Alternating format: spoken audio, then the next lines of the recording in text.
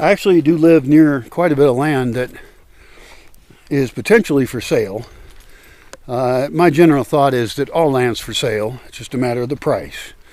Even my own land is for sale at the right price. Although I'm very emotionally attached to it, so it would be a high price. You could get cheaper land somewhere else. But I've thought so much about this land, and it's the only thing, being, bunch of beings that I've committed to protecting and enhancing. And that's all going great. Like, there's way more undergrowth now than there was before.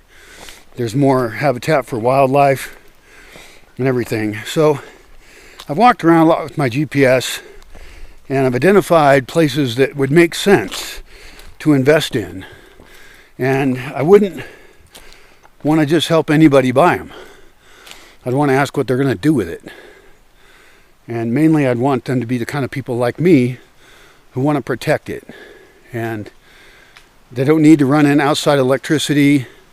They don't need sewer. They should do rain capture. So they're not using any city services of any kind. And they're independent. And I want those people to be storing food. I want them to think like survivalists. So that when tough times come, and they will eventually come, they have invested into the land. They have root cellars and rain capture. Even solar is questionable since the batteries go bad in 4 to 6 years. And so ideally they would develop a lifestyle where they don't need a lot of electricity at night. That's the big issue is with solar. The reason it's not a magic solution is the batteries. The panels last for a good 30 years, which is cool. But 30 years also passes. And so ideally, it would be people who plan for and design their buildings to have the right architecture so that they can survive when there's no electricity. Now, I happen to live in well, it's not by chance. I live in a place where it's a very mild climate. It never snows. It's never muggy. You don't need air conditioning. You don't need electric heating. You don't need any electricity for heating or cooling. Although I do know a guy who's off-grid, and he does have a refrigerator, which is fine. It's a tiny refrigerator. And, I'd rather refrigerate a whole root cellar. And also have solar food dehydrators for preserving food. In other words, plan like there's not going to be any electricity at all. That would make sense to me. Those are the kind of neighbors I want. And those kind of neighbors I would be willing to help find land, navigate the legal system a little bit so I don't get screwed over, because it's really easy to get screwed over on land deals. And for that, there are people who would like to buy land communally and set up a community. That's very dangerous. And I would have advice for that kind of situation, but I would advise caution, absolute caution doing that kind of thing. And then there's people with enough money where they could buy a big piece of land, like I did. I bought it for cash, and it was really cheap for what I got. It's amazing. I have a huge piece of land. I got so much land that I can divide it into areas and have them be used for totally different things. I want like an area where I can build a kid town. I want an area where people who don't like kids are in that community. All of it food forest. So it's producing food for people and wildlife. I have values that I live by. And so I guess I want to find people who also like to live by similar values, or at least not in conflict with them. Like, I don't want noisy neighbors, for example. Was my point. Oh yeah. So yeah, there's people I would help buy land, because I would like neighbors. It'd be totally cool. And I thought about this one piece of land that I know where a road would go through it. I know how it would be developed. There's actually a number of properties like this, and it'd be really cool. And it would be pretty cheap, because the cheapest land you can buy is where there is no electric and there is no water.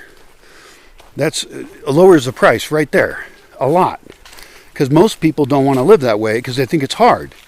It's not hard if you know how to do it. I mean, I've been living off grid for 20 years, and it's fine.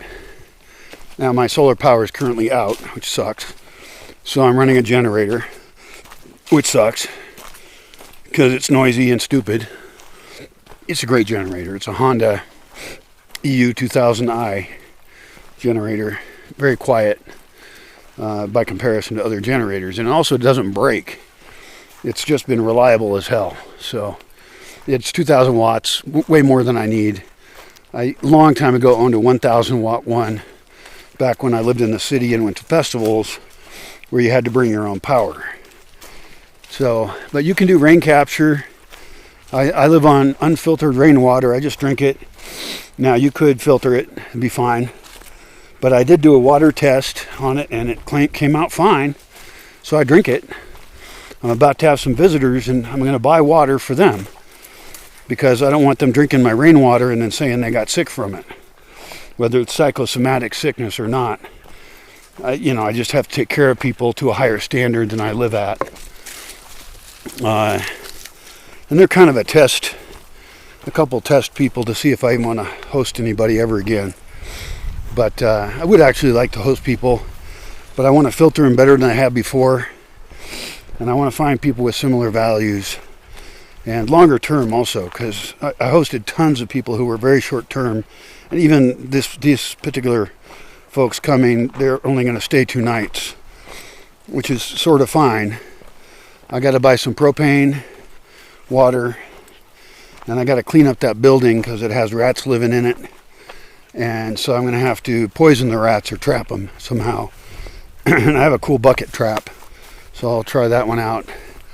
And I don't believe there are a couple, so I'm going to have to clean up another building next to it. So I got all this work to do just to host people for 2 nights who say that they'll pay something, but they haven't said what. And I find that annoying too. But, I'll risk it this one last time. The last time I had a paying guest was 5 years ago. And I was fine with that. They did what the hell they wanted. I enjoyed having them here. They were both real nice folks. And so, I have learned you got to set a price. Because 90% of the people will just try and pay you as little as possible. And they think that if they do 10 minutes of volunteering work of some kind, that they somehow are valuable. And that just does not work out. So I'm a little grumpy. But they do seem like real nice folks, and I talk to them online, and so we'll see what happens.